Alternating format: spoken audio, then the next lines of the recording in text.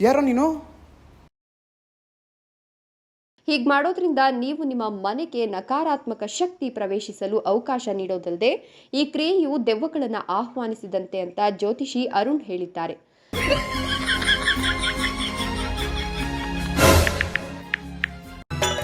ನಮೋ ಆಂಜನೇಯಂ ನಮೋ ದಿವ್ಯಕಾಯಂ ನಮೋ ವಾಯುಪುತ್ರಂ. ನಾನು ಕ್ರಿಶ್ಚಿಯನ್. ನಿನ್ನ ನಾಮದಲ್ಲಿ ಅದ್ಭುತವೂ ಇನ್ನು ನಡೆಯುತ್ತೆ, ದೆವ್ವಗಳೋಡುತ್ತೆ, ನೋವು ನೀಗುತ್ತೆ.